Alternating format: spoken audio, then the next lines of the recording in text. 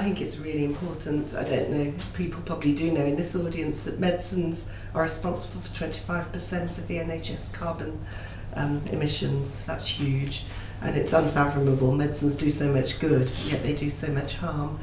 And medicines, right from the start, from the manufacture of a medicine, are we using green chemistry? Where are those medicines manufactured?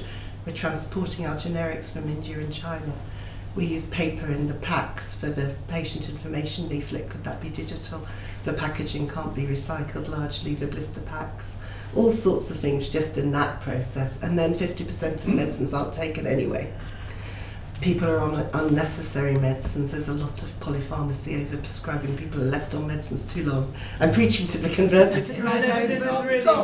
But it's really, really important. And I, like Martin, I've been on a journey about this, I have to admit.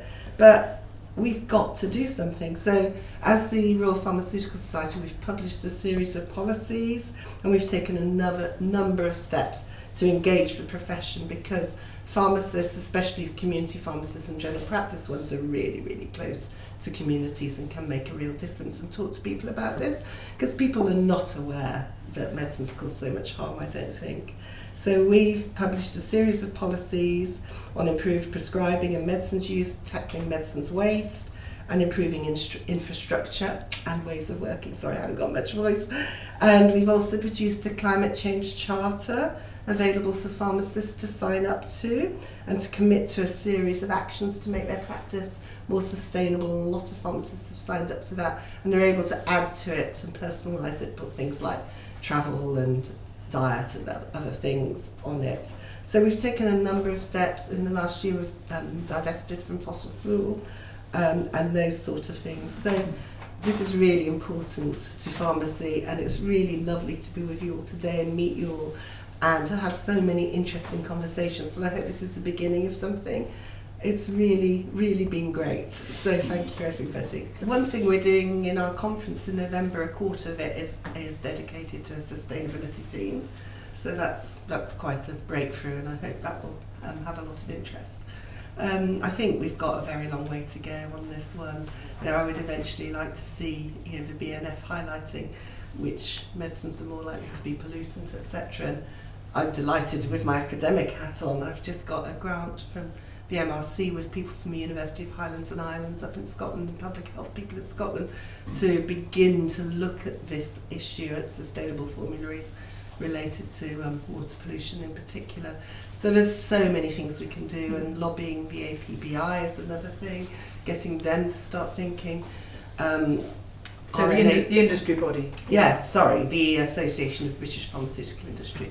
And about packaging and things like that, and they are beginning to look at that as well, so that's great. And then there's things like most generic medicines are made in India and China.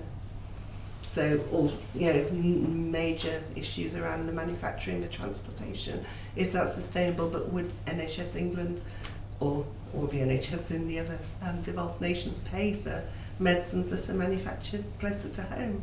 Yeah. At the moment, probably no. So there's loads of issues, and I think we have a powerful voice as the experts on medicines to speak out about this, and it's something you can probably tell I've become quite passionate about. My whole career is about getting pharmacists to be more public health and more health promoting in their whole action. So for me this is perfect. And what I was just saying about pollution, I never would have dreamed even 5 years ago that I'd get an MRC project to look at drugs that are polluting the water. I mean, it was nothing in my reach, but because I got together with the right people, that's happened. And so I think the sky's the limit, and as member organisations, going back to that, we encourage our members even if we don't do it ourselves.